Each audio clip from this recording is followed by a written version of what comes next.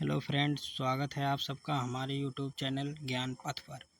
Friends, आज हम भारतीय राज्य व्यवस्था के बारे में पढ़ेंगे, जिसका पहला टॉपिक है भारत का संवैधानिक विकास। तो फ्रेंड्स, चलिए शुरू करते हैं फर्स्ट क्वेश्चन की ओर। पहला क्वेश्चन, रेगुलेटिंग एक्ट 1773 द्वारा सर्वोच्च न्यायालय की स्थापना कहाँ की गई थी? तो ये कलकत्ता में हुई थी 1774 ईस्वी में। अगला क्वेश्चन, भारतीयों को भारत के प्रशासन में भाग लेने का अधिकार किस अधिनियम के द्वारा प्राप्त है? तो चार्टर एक्ट 1833 द्वारा। अगला क्वेश्चन, भारतीय विधान परिषद को बजट पर बहस करने की शक्ति किस अधिनियम के द्वारा प्राप्त हुई? तो ये बहस करने की शक्ति भारत परिषद अधिनियम 1892 के द्वारा प्राप्त हुई। अगला क्वेश्चन, केंद्रीय विधानमंडल सर्वप्रथम किस अधिनियम द्वारा द्विसदनीय बनाया गया? तो यह भारत शासन अधिनियम 1919 द्वारा दो सदनीय बनाया गया। अगला क्वेश्चन, भारत के राष्ट्रपति को अध्यादेश निर्गत करने की शक्ति मूलतः किस अधिनियम से प्रेरित है? भारत शासन अधिनियम 1935 के द्वारा प्रेरित है। नेक्स्ट क्वेश्चन पे चलते हैं। फ्रेंड्स, ये भारत का संवैधानिक विकास के बारे में देखते हैं। तो भारत का संवैधानिक विकास दो तरीके से हुआ था, एक ईस्ट इंडिया कंपनी के अंतर्गत, एक ब्रिटिश क्राउन के अंतर्गत। ईस्ट इंडिया कंपनी के अंतर्गत कुल मिलाकर 6 एक्ट थे और ब्रिटिश क्राउन के अंतर्गत 7 अधिनियम बने थे। ये फ्रेंड्स बहुत इम्पॉर्टेंट है, इसको याद कर लीजिएगा। फिर नेक्स्ट क्वेश्चन की ओर चलते हैं। द्वैध केंद्र में द्वैध शासन व्यवस्था किस अधिनियम के द्वारा लागू की गई थी?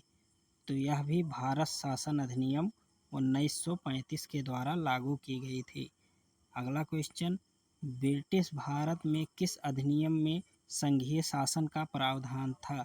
तो यह भी भारत शासन अधिनियम 1935 के द्वारा संघीय शासन का प्रावधान था। अगला क्वेश्चन फ्रेंड्स चलते हैं। अखिल भारतीय संघ स्थापित करने का प्रावधान किस अधिनियम में किया गया था? यह भी भारत शासन अधिनियम 1935 में किया गया था। इसके अंतर्गत भारत के संविधान में केंद्र और राज्य के मध्य किया गया शक्ति का विभाजन भारत सरकार अधिनियम 1935 पर आधारित है, जो कि 7वीं अनुसूची में वर्णित है। अगला क्वेश्चन, निर्वाचित संविधान सभा द्वारा भारत के संविधान का निर्माण का प्रस्ताव किसके द्वारा दिया गया था? तो यह क्रिप्स मिशन द्वारा दिया गया था। अगला क्वेश्चन, भारतीय संविधान सभा का गठन किसके अंतर्गत किया गया था? यह कैबिनेट मिशन 1946 के अंतर्गत किया गया था। अगला क्वेश्चन, कैबिनेट मिशन द्वारा प्रस्तुत योजना के अनुसार संविधान सभा में प्रांतों से प्रतिनिधियों का निर्वाचन किस अनुपात में था? तो यह 10 लाख जनसंख्या पर एक प्रतिनिधि चुने जाते थे। अगला क्वेश्चन, भारतीय संविधान का निर्माण करने वाली संविधान सभा के सदस्यों का चुनाव किसके द्वारा किया जाता था? तो यह विभिन्न प्रांतों की विधानसभाओं से जो लोग आते थे उनके द्वारा किया जाता था। फ्रेंड्स, अब अंतरिम सरकार के बारे में देखेंगे। तो अंतरिम सरकार वर्ष 1946, इसमें सदस्य और उनको जो विभाग मिला था, तो इसमें सबसे इम्पोर्टेंट जवाहरलाल नेहरू, इनको राष्ट्रमंडल संबंध तथा विदेशी मामले का विभाग मिला था। दूसरा, सरदार वल्लभ भाई पटेल को गृह, सूचना एवं प्रसारण विभाग। तीसरा, डॉक्टर राजेंद्र प्रसाद, इनको खाद्य एवं कृषि विभाग। चौथा, जॉन मथाई, इनको उद्योग एवं नागरिक आपूर्ति विभाग। पाँचवा, जगजीवन राम, इनको श्रम विभाग। छठवां, सरदार बलदेव सिंह, इनको रक्षा विभाग, 7वां लियाकत अली खां, इनको वित्त विभाग, और सी राजगोपालाचारी, इनको शिक्षा एवं कला विभाग मिला था। अगला क्वेश्चन देखते हैं। फ्रेंड्स, अगला क्वेश्चन देखने के पहले ये भारत शासन अधिनियम 1919 की समीक्षा करने के लिए वर्ष 1927 में साइमन कमीशन का गठन किया गया था। इसी कड़ी में अगला क्वेश्चन फ्रेंड्स, भारत की संविधान सभा की पहली बैठक कब हुई थी? बहुत ही इम्पोर्टेंट क्वेश्चन है। तो 9 दिसंबर 1946 को सबसे पहली बैठक हुई थी, जिसमें भारतीय संविधान का प्रारूप CV रमन द्वारा तैयार किया गया था। अगला क्वेश्चन, संविधान सभा का अस्थायी अध्यक्ष किसे चुना गया था? तो यह डॉक्टर राजेंद्र प्रसाद हैं और अस्थायी अध्यक्ष डॉक्टर सच्चिदानंद सिन्हा थे। अगला क्वेश्चन, संविधान सभा में पंडित नेहरू द्वारा उद्देश्य प्रस्ताव कब प्रस्तुत किया था? ये 13 दिसंबर 1946 को, मतलब तीसरे बैठक में। अगला क्वेश्चन, नेहरू द्वारा प्रस्तुत उद्देश्य प्रस्ताव संविधान सभा में कब स्वीकृत हुआ था? तो यह 22 जनवरी 1947 द्वारा स्वीकृत किया गया था। अगला क्वेश्चन, भारतीय संविधान के निर्माण काल में संविधान सभा के कुल कितने अधिवेशन हुए थे? तो इसमें सब कुल मिला के 12 अधिवेशन हुए थे। अगला क्वेश्चन, भारतीय संविधान के निर्माण में संविधान सभा का कितना समय लगा था? ये भी बहुत इम्पोर्टेंट क्वेश्चन है फ्रेंड। तो 2 वर्ष 11 माह 18 दिन, इसको एकदम रट लीजिए। भारतीय संविधान सभा के संवैधानिक सलाहकार कौन थे? तो ये BN राव। ये भी बहुत इम्पोर्टेंट क्वेश्चन है। अगला क्वेश्चन, भारत की संविधान सभा ने वर्तमान रूप में राष्ट्रीय ध्वज को कब अपनाया? तो ये 22 जुलाई 1947 को राष्ट्रीय ध्वज संविधान सभा ने अपनाया था।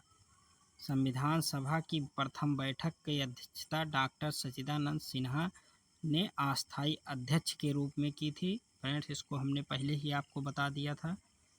देखते हैं अगला क्वेश्चन, भारत का संविधान कब स्वीकार किया गया था? तो भारत का संविधान 26 नवंबर 1949 को स्वीकार किया गया था। इसको बहुत इम्पोर्टेंट है फ्रेंड, ज़रूर से ज़रूर याद कर लीजिए। फिर अगला क्वेश्चन देखते हैं, भारतीय संविधान पूर्णतः कब लागू हुआ था? तो ये तो सबको पता होगा, 26 जनवरी 1950 को भारतीय संविधान पूर्ण रूप से पूरे भारत में लागू हो गया था। इसमें कुछ इम्पोर्टेंट तथ्य दिए हैं नीचे, जिसको पढ़ लेते हैं फ्रेंड। 9 दिसंबर 1946 को संविधान सभा की प्रथम बैठक हुई थी, जिसमें डॉक्टर सच्चिदानंद सिन्हा को अस्थायी अध्यक्ष तथा 11 दिसंबर 1946 को डॉक्टर राजेंद्र प्रसाद को अस्थायी अध्यक्ष चुना गया।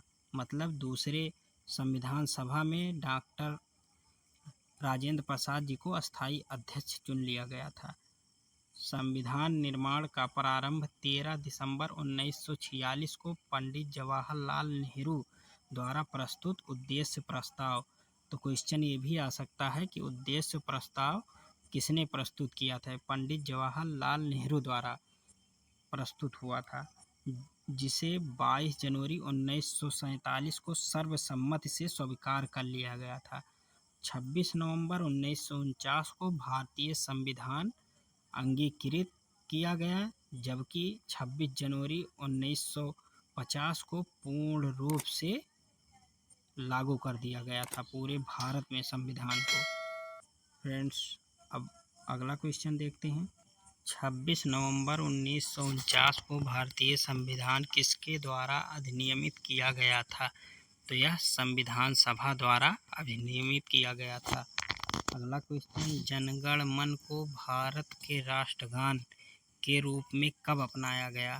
तो यह 24 जनवरी 1950 को। अगला क्वेश्चन, भारत सरकार द्वारा अशोक स्तंभ को राष्ट्रीय चिन्ह के रूप में कब अंगीकृत किया गया? तो ये 26 जनवरी 1950 को ही, जिस दिन संविधान लागू हुआ था। कुछ विशेष तथ्य दिया है। संविधान सभा की सलाहकार समिति के अध्यक्ष सरदार वल्लभ भाई पटेल थे। अगला क्वेश्चन, संविधान सभा की झंडा समिति के अध्यक्ष कौन थे? तो ये डॉक्टर राजेंद्र प्रसाद थे। फ्रेंड्स, विभिन्न समितियां थीं जिसके अध्यक्ष अलग अलग लोग थे, इसको भी याद करना बहुत ज़रूरी है। चलिए ठीक, देखते हैं।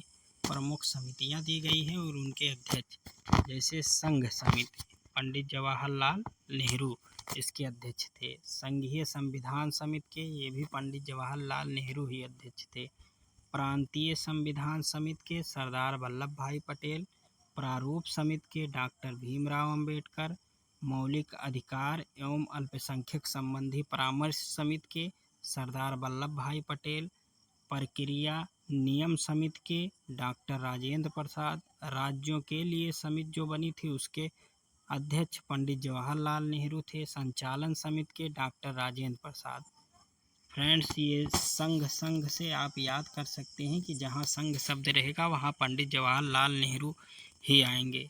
चलिए ठीक फ्रेंड्स, नेक्स्ट क्वेश्चन, संविधान सभा के कार्यों से संबंधित समिति के अध्यक्ष कौन थे? तो इसके अध्यक्ष जीवी मालवंकर साहब थे।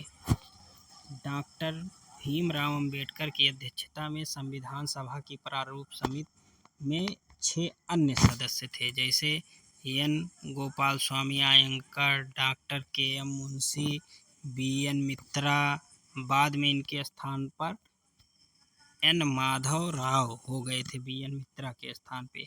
फिर अल्लादी कृष्णा स्वामी अय्यर, सैयद मोहम्मद सादुल्ला तथा डी.पी. खेतान।